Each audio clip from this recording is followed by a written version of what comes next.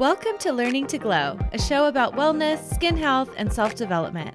I'm your host, Jess. I'm a mom, entrepreneur, and skincare expert. I'm so excited to share tips on how to achieve healthy skin and bring amazing guests in the field of health, fitness, aging gracefully, and personal growth. Let's explore all different ways we can take care of ourselves as women, both inside and out, to truly shine. So let's get glowing. Hello and welcome to Learning to Glow. Welcome back if you've been here before. Today we have a very special guest. Her name is Pilar, and I loved this conversation. Pilar is the founder and lead practitioner of Pilar's Wellness Collective. It's in Costa Mesa in Southern California. Throughout her career, she has been bringing innovative healing strategies and integrating modalities in the healing arts while serving as a practitioner and teacher throughout Southern California for over 2 decades. She is an Ayurvedic health practitioner, massage therapist, herbalist, and honestly, so much more she will tell us about in this episode. Her background and experience is so impressive, and she blends her expertise to help women's health issues, such as pre- and postnatal care, and her collective is the only organic herbal apothecary in Orange County. Pilar and I talk about so many helpful topics, such as what is Ayurvedic medicine? How is it different when you're treating women's health issues? We talk about healthy breath techniques, yoni steaming, and how herbs play a role in our health, just to name a few. You don't want to miss this one. I'm so grateful we had this conversation, and here is Pilar. Okay, I'm so excited. We have Pilar with us today. Thank you so much for being here. Yeah, glad to be here. Yes, I'm so excited for our conversation today. We have so many exciting things to talk about. Hopefully we can get them all in, but please tell us about yourself, tell us your background, and we can start there. Sure. So my name's Pilar Chandler. I'm the founder of Pilar's Wellness Collective and Shri Alchemy Herbals. My background, I started my herbal studies in plant medicine in 1995. From there, I went on to study massage therapy and body work and become a holistic health practitioner. I did that in 1999. Let's see. I became an ordained priestess and ceremonialist in women's mysteries and goddess spirituality in 2003. I taught massage therapy in Southern California, mostly in San Diego and Orange counties, to thousands of students for 10 years, from 2001 to 2011. Let's see. I formally started my Ayurvedic training in 2006, became an Ayurvedic practitioner. I have traveled around the world studying with different indigenous healers and midwives, learning different modalities and practices to, integrate and support my clientele. Let's see. I've developed within Ayurveda, I've developed specialties to support all different types of women's health. So fertility, menstrual disorder, prenatal, birth, postpartum, breast care, and menopause.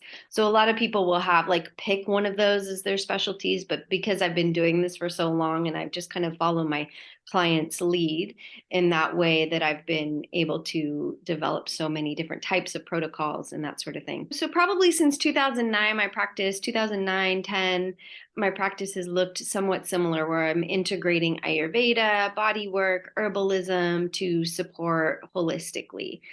In 2017, we launched our product line, Shri Alchemy, where we have organic teas and elixirs, body care, pre-formulated steams, and all kinds of things like that. So I did that so that I could help more people that weren't limited by space and time and coming to see me in person. So we ship all over the US. And then in 2020, we expanded to create the collective that we have today. And so what that looks like is I really wanted to bring in a more of a collective vibe to the healing practice. And so we have acupuncturists and other body workers that we work collaboratively with.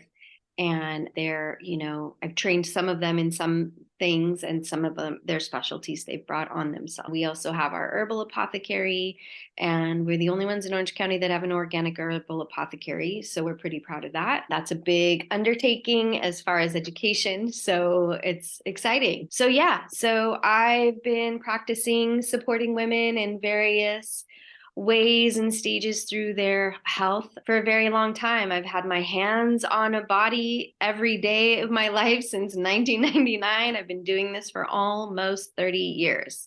So, and there's more to come. We just started our training programs this year. So in July, we'll be teaching our first Ayurvedic postpartum doula training. We do all kinds of different stuff around here. So yeah. You do so Background much. in itself. Yes, I do. I'm This is busy. it's such an amazing background that you have, because you're able to incorporate so many different modalities into your practice. Your clients are so lucky to have you and incorporate all of those things. And I think for some of the people listening, they may not have heard of Ayurvedic medicine. So I'd love to start with that, because that's such an interesting topic, and I don't think a lot of people really know what it is. So tell us about that and how you use it in your practice. Yeah. So Ayurveda is traditional Indian medicine, like Indian from India. It is a very ancient old medicine. It's been around, documented for thousands of years. I think it's documented as far back as 3,000 years, and then it was a oral practice before that. So really we have it going back 5,000 years. It's the foundational practice where Oriental medicine came from, and lots of medicine has kind of branched out. Similar to a lot of traditional healing practices, it's an elemental practice. So we use the 5 elements. We are not necessarily treating symptoms. We're looking for the root cause. So it's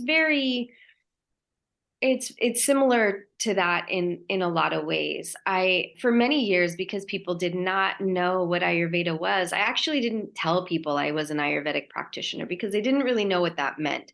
So I would just say how I helped people, because I would say, oh, I'm an Ayurvedic practitioner. What's that? And then, I start going into this explanation, and their eyes glaze over, and like, that's not what they want to hear. But it's the sister science of yoga. So they came from the same thread. They are in and inseparable in that way. Okay. I think, yeah, it's interesting. It's more people want to know, what is it going to do for me? And what are the benefits versus like where it came from, all the details, which I Mhm. love all the details. I know that I do that too, but like my elevator pitch is not, I can now, which is really beautiful, because a lot more people are, learning about Ayurveda. When I went to school, there was really, you could study in India, but there were really only like 3 places in the US that you could study, 3 or 4 places. And today, there's lots of places you can study Ayurveda, which is amazing. So there's more and more people are hearing about it, learning about it, studying it themselves, and sharing it with their community. What I really found beautiful about Ayurveda was, well, a few things. Before I went to study Ayurveda, I looked into chiropractic school, naturopathic, acupuncture, all these different other modalities. And what I really loved is that it has a spiritual component to it. So it takes in that God essence of each person and takes that into consideration. And that's really like part of the goal of healing, is that you can really feel that divine essence in yourself. But that is really hard to connect with when you aren't sleeping well, or you have headaches, or your periods suck, or, whatever it might be. It's really hard to see, the beauty in yourself and others when you're struggling. So to me, that was like, oh, no brainer. I have to do it that way. But what else is really cool about Ayurveda is it's given me a framework to use, because it's elemental. The elements are in everything, in us and around us, and they're the cosmic framework and foundations for everything we experience. It gave me a framework to use all these other practices and other methods and modalities based on the elements. So, If we needed to stimulate something, I had practices to do that. If we needed to calm things, we have practices to do that. And so it's a type of healing and medicine. It's a lens that you look through, basically. Once you understand Ayurveda, it's the lens through which you look, and then you can start to apply that anywhere. So it's easy. You don't have to be Indian. You don't have to eat only Indian food.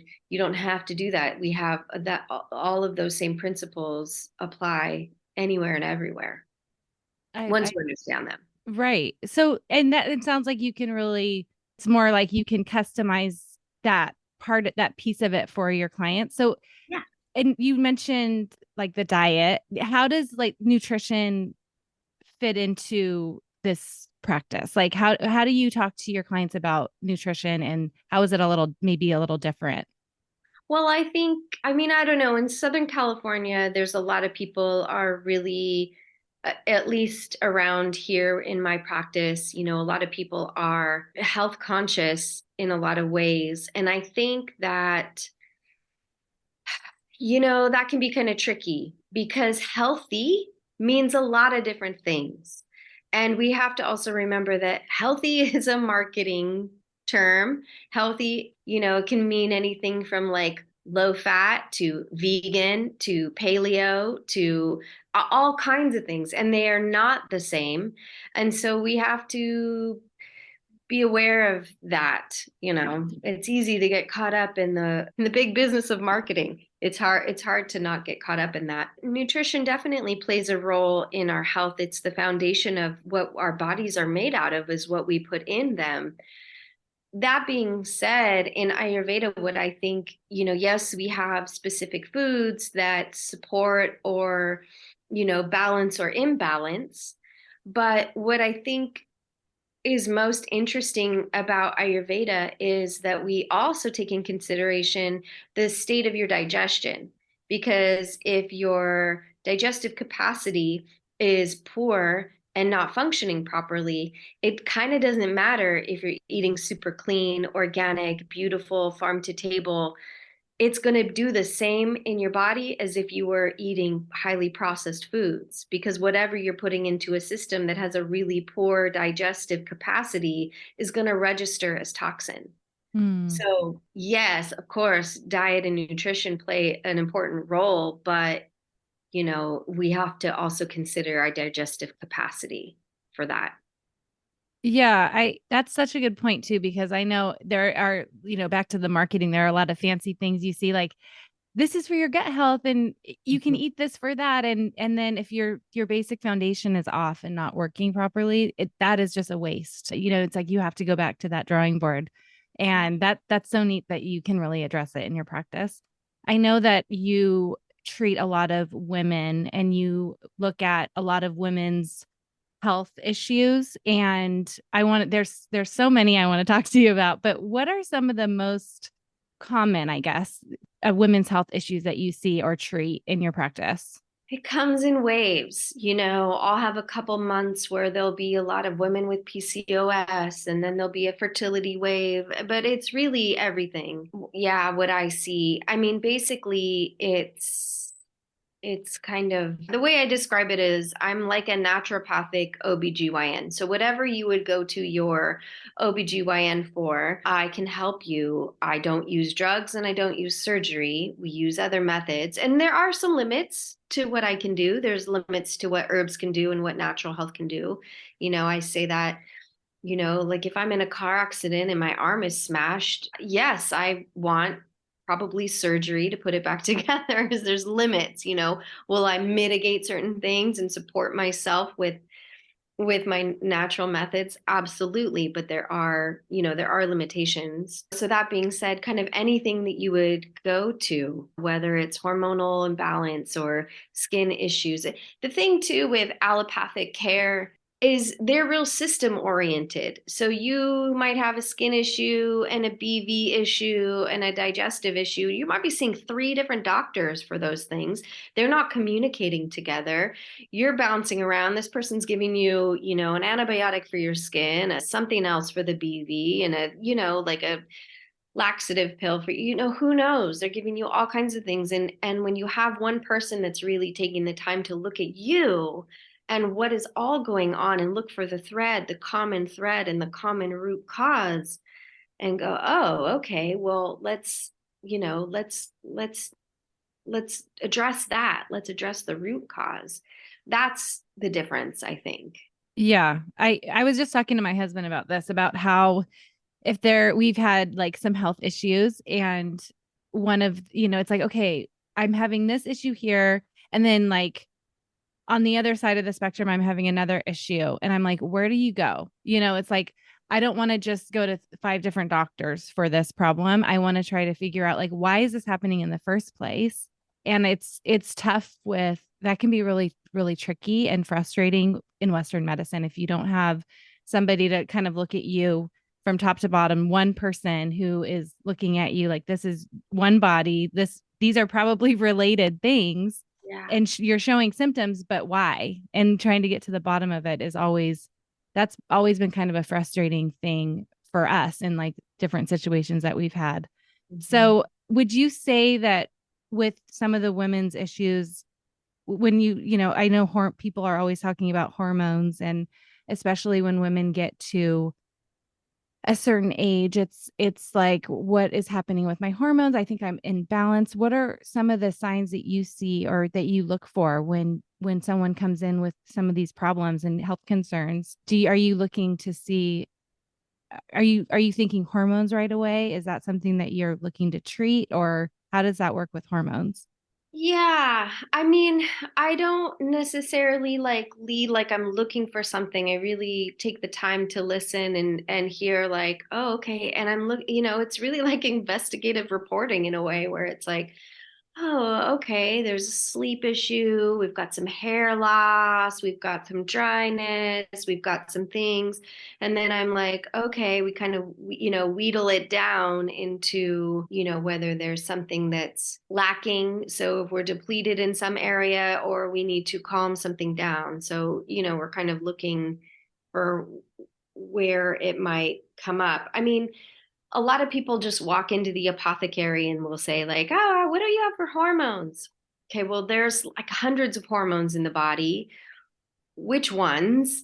And what's going on? You have too much of this or not enough of this? And like there's, there's a lot. So there's many hormones that we're looking at.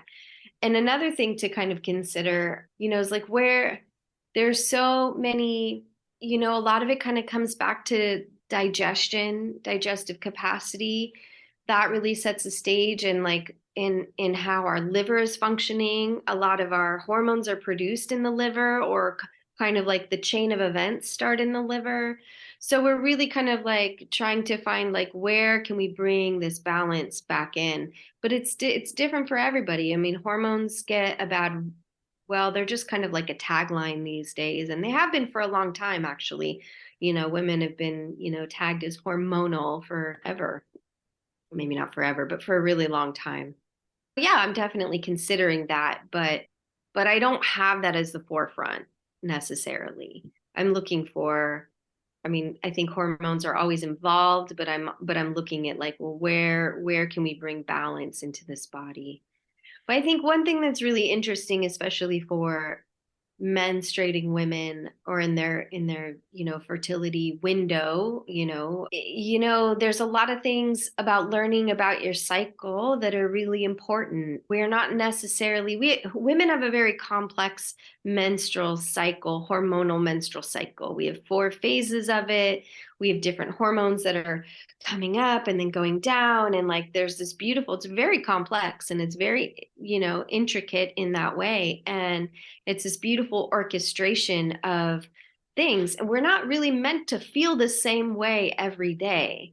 And that is a product of this male body mindset, which is that we're supposed to function like a man's body, and that's the normal, and that's not our normal. We go through 4 different phases. We have an infradian cycle, not, we function within a circadian rhythm, but we have this infradian rhythm that is lunar focused. And we go through these 4 phases of our whole cycle.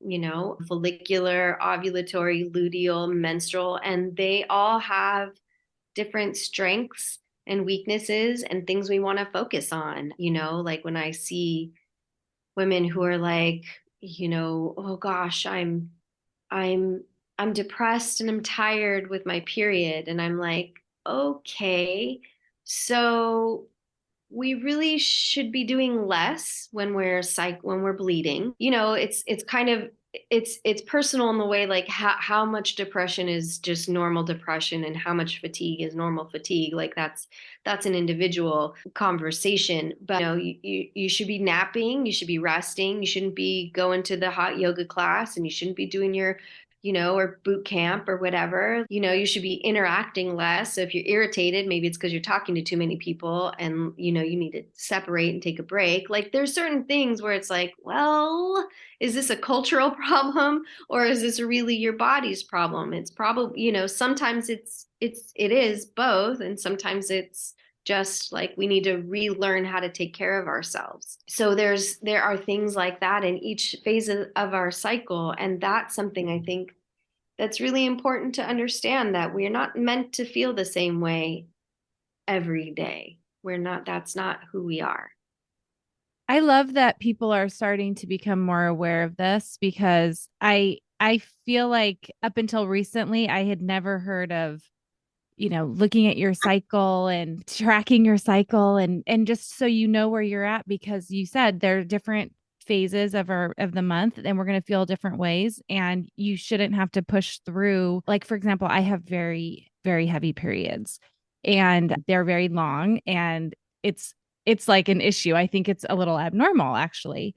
And so I think now, just recently, towards the end of last year, I started really tracking it and knowing, okay, well, if I'm going to schedule something, this is not the best time to do it. And I will really suffer if I do. And then also knowing like, oh, I am irritated a little bit more. And here's why. It's almost like a relief. Yeah. You don't feel so bad about yourself that you're feeling this way, or you're, like you said, maybe a little down. This is normal for this time. And I shouldn't, it's good to just be aware of it, I feel like. Yeah, once we know why, that helps us have a little compassion and grace for ourselves to be like, oh, I'm irritated and scritchy and like, oh, yeah, maybe because I'm a couple days from my period and maybe I should just like, mm, maybe I just need to go be by myself for a little bit, like it's less you and it's really, I just need some space or whatever it might be. I love that. Working women, moms, we do the best we can. Sometimes we can schedule certain things to be supported in that time. And, I run a business, I'm a mom. I can't always map everything around my cycle, but it does help to know, because there is a type of inner regulation of my energy that I can manage.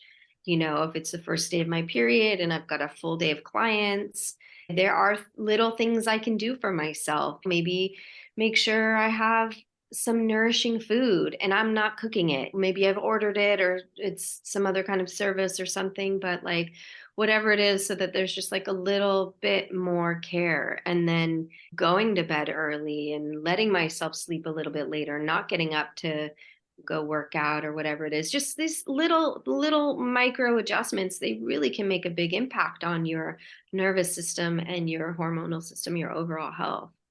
I feel like that's such a huge self-care thing too, to say, you know what, I have like, I like to go to the gym early in the morning.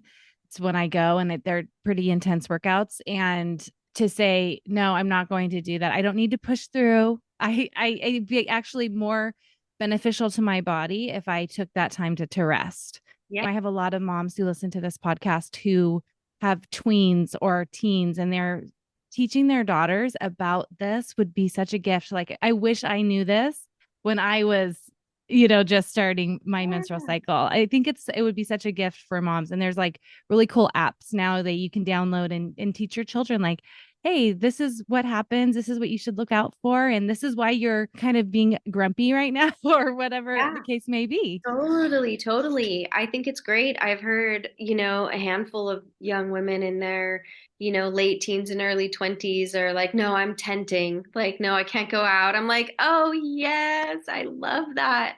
So it's becoming more in our vernacular, and it's like it's great. I wasn't taught that either, and my mother wasn't, but what just wasn't. It's gotten better. Our menstrual awareness and versus shame and things like that, it's gotten better, but it's just we get so much more to go. But yeah, and it's not like I always try to say when it sounds like I'm taking things you love away, that like it doesn't mean never. It just means there might be a better supportive time for those activities. Like I'm same thing. I'm an early morning exerciser. I love it. Some of them are intense, but then like I modify. I might do a more relaxing yoga instead of a more intense weight workout. And then a few days before my period, and when I'm off on my period, I shift completely. I'll walk the dog. Like that will be my exercise. There's a nice breath stretch on the floor is my exercise, where what I'm doing to feed and nourish my body isn't physical activity, it's something else. I feel like that awareness is like so amazing for us as women. It is very empowering too. And I know you have such expertise in such a wide variety of holistic modalities. And I'd love to hear more about, we're talking about how we can support women and how you treat women. What are some of the ways that you do that? I know you have like body therapy, and you said that you've always had your hands on bodies and your healing. What Tell us more about that. That's so interesting. Well, I think in regards to women's health, one thing that's interesting with the body work component that is unique to my practice is especially when it comes down to hormones or menstrual irregularities and things like that, we are looking at like there could be dietary things that are causing those or causing or missing. There could be lifestyle things that could be causing stuff like that. Like sometimes the heavy exercise, or I'll have, fitness professionals, and like that can also cause some imbalances and discomforts, but things can also be structurally not aligned. So, like if the uterus itself is not in alignment, it can act like super bad PMS. And the uterus can come out of alignment for many, many different reasons. And so there's that structural component that we get when we do the body work piece, because it's like, well, we're looking at the diet, we're looking at the lifestyle, we're looking at, history of all this stuff. And then we're touching the body. And I'm like, oh, well, what the person may not know is that like I've touched hundreds, thousands of abdomens, and like there's a lot of tension here that maybe we've normalized, and we can't tell that that's maybe not how it used to be or what would be the best for us. There's a lot of tension, there's a lot of scar tissue, there's things that are pulling things out of alignment. So that's a, really important piece. You can take all the herbal supplements and all of this, but if your uterus is out of alignment, things will never really quite be right. So Hmm. that's where at least the abdominal massage comes in. There's lymphatic massage. We do a lot of breast massage, and that's really amazing and important. Breast cancer, most of women and their relationship with their breasts is not really one that they've explored the tissue and they're familiar with the tissue. It's like, well, I've breastfed a baby or not, and maybe I have a narrative about that. It was difficult, it was beautiful, it was painful, it was whatever. And, or, I'm checking and I'm only checking for lumps that are terrifying. And so what we do in the lymphatic breast treatment is I'm showing you how to touch your breast. We're working into the tissue. You can change the texture of your tissue and your breast tissue, just like you can anywhere else. Like if you had a knot anywhere else in your body, you can work that out. And you're the best one to know. Like if you're in that tissue and feeling that tissue and familiar with it, you're going to go like, if something does happen, oh, wait a minute, that is different.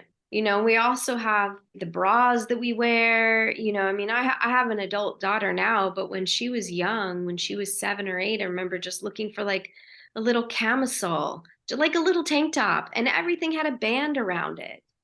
And I don't know if you know anything about the lymph or the body, but we have a lot of lymphatic tissue in through our armpits, around our breasts, around our heart, in our stomach. And so if we've got a band around a certain part of our body most of our life, we're going to lose a lot of lymphatic circulation and just even blood circulation and cause some issues. So, and then of course we have, the underwire bras and all of these bras that are just so constricting. And anyway, so the body work component with that can be really helpful, can help with breathing. It can help you really develop a relationship with your breast tissue instead of it being like just for the doctor to examine and hopefully everything's cool, or just for my partner, or just for my babies. But like these are part of our bodies that we should be familiar with. Yeah, and that's not something that we're taught at all. No, no, totally not.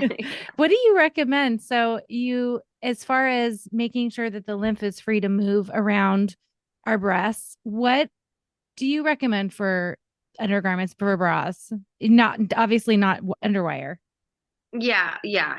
Getting rid of your underwire bra. And what's cool is like today there's so many different options. And it might take exploring. Everybody's body's different and this kind of support they need and that sort of thing. Spending some time without a bra on is also really important. It's not like this everywhere in the world, but around here we have a lot of breast augmentations, and that causes a lot of issues. It's become a little more popular. People have become a little more familiar with the term of breast implant illness, but that's not talked about when people go in to get a breast augmentation. Is like, what are the repercussions? What are the potential repercussions of this surgery? And what might you have to deal with the rest of your life, or as long as you have them in there. So, that's something that we definitely look at also. So have you That's seen a people? whole, Yeah, oh, I yeah, mean, you've seen a that's a lot of whole people. other conversation. Oh, well, can I have you back on for that? Because I Yeah, think that would be, I absolutely. think that's a really, and of course, the doctors aren't going to mention the side effects or the possible problems because they're selling these breast implants. So I think it's a really important conversation because especially we live in Southern California, which is like one of the plastic surgery capitals, I feel like, and it's right down the street from Newport Beach. And it's definitely something that people, I don't even think is as sad as this is, are aware of at all, even though it's like, I've literally had clients walk out when I was like, okay, I can't in good conscience not mention that I think this is related to this issue. And she was just like, nope. And I'm like, well, sorry. yeah, But, at some point, somewhere, that might come back for her and whatever.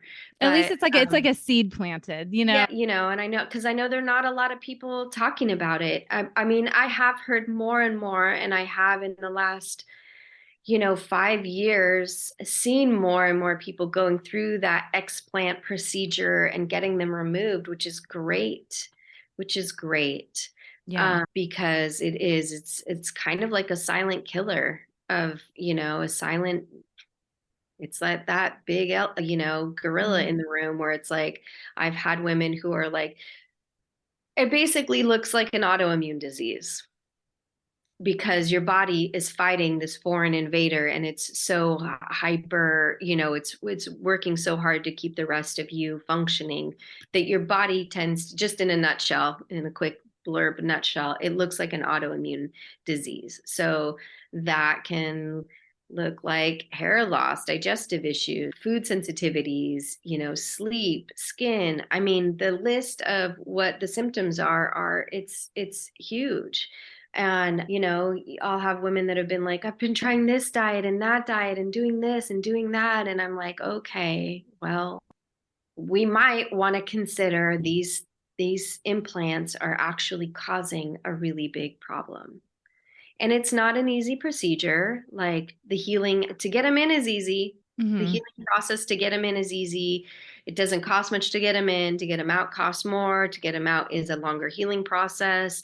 And you're going through, a lot of people go through like detoxing waves of things. It's a process. It's definitely something that I hope more people think about before they do it. And it's a thing that I hope more women really consider going through that process of having them taken out, because it's not good. Even silicone or saline, it doesn't matter really. Well, I want to have you back and we'll talk more about that because I think that's Sure. an important conversation. And I'm glad that you mentioned it. I think one of the other things that we talked about before that I think is so unique and I had never heard of it before is vaginal steaming. Oh I yeah. would love you to I guarantee so many people that listen to my podcast have never heard of this. So I'd love you to explain this to us. Okay, so vaginal steaming, pelvic steaming, or yoni steaming is, it's a really old tradition. I've been trained in a couple different methods and ways or traditions, but in my research, it's literally found on every continent of the globe. And what's beautiful is that it's a really simple thing to do for yourself that is really gentle and yet effective. So steaming the pelvis, the the inner parts of the thighs, the perineum, the labia, the anus, all of that is really helpful, especially for women. And then we add the healing benefits of herbs, and you just have a beautiful opportunity for healing and balance. You can use it for kind of any menstrual issue. You don't have to have a menstrual issue to feel the benefits. You can use it. I'll use it in older women if we're having, if you're having constipation, or definitely for vaginal dryness. So there's a lot of things you can do it for in the menopausal and postmenopausal area. It's incredibly beneficial in postpartum healing. It's incredibly beneficial in fertility and in menstrual support. It can be really helpful if there's been any sexual trauma or any kind of trauma. There can be a lot of medical trauma that goes on. It's really gentle and effective. And I think what's interesting is we will have a lot of people come in and they're like, what is that? And like, and I'm like, whoa, whoa, whoa. Like, we're not doing anything to you. You are literally going to sit over a steaming pot of herbs. And they come out and they're like, wow, that was so nice. And I think, along with breasts, most of the procedures or whatever we might do with our vaginas are not necessarily kind and gentle. A lot of women get waxed, lasered, like that's intense. That's really kind of invasive. If you're seeing the doctor, there's, stirrups and speculums involved. And so this is something that you're doing that's really like kind and gentle and sweet. And it's also really therapeutic. And, I think when you see something that's been done over so many different cultures over such a long time, it's got some deep value to it. I think it sounds amazing. I know Yeah. you treat. So is this something that you treat? Because we had talked before about postnatal, like after giving birth, you treat a lot of women. They come and see you. That would be something that you would probably incorporate in their plan as well. Yeah, Yeah. absolutely. Yeah. It does sound so gentle and nice. I would love It to. can I help, could. it can help postpartum so much. It can help with if you've had any tearing or stitches, it's so healing for that. I love that. That's incredible. And I could obviously we could talk all day. So I'm gonna have to have you back because I have so many more questions and I just want people, I know people are gonna want to come and see you. I have a lot of listeners in your area. So please tell us like what does like a visit to see you look like and tell us a little bit about that. We know all the things you offer in your store, but please tell us about like coming to see you for a visit. Yeah, yeah. So if it's your first time, we start with an initial visit, and the initial visit is pretty thorough. It's a 2.5 hour appointment. We go through I think I kind of mentioned it earlier. We go through a really thorough health history evaluation where we're looking at all the aspects of your health history, your family health, emotional, mental health, reproductive, digestive. We're really taking the time to kind of like really go through everything, sift through everything. Once we're done with that, depending on your healthcare goals, what we really want to focus on, we do go over to the bodywork table. There is a massage involved. It's another diagnostic tool for me. But because I've been doing it for so long, it's going to feel warm and fuzzy, like a really relaxing massage. But it does give me a lot of information that I don't get in the conversation. I can read the nervous system, the lymphatic system. There's a lot of, position of the uterus, the tone and texture of the viscera, how the pelvis is in alignment or not, that kind of thing. So that's done. And then we have an opportunity to come back and then talk about any recommendations that we might have. So recommendations could be herbal or dietary, lifestyle, maybe more follow-ups with me or some of our other practitioners or anything like that. So You are such a wealth of knowledge. I am so grateful that you came on and shared it with us. And I will make sure to leave all of your information in my show notes. So please go follow Pilar and I'll link your website. And if you guys need to get a hold of her, please do so. Thank you so much for being here with me today. You're so welcome. Thanks for having me. This was wonderful. Thank you for listening to this week's episode. Please subscribe and review so we can reach more people who want to learn to glow alongside us. See you next time.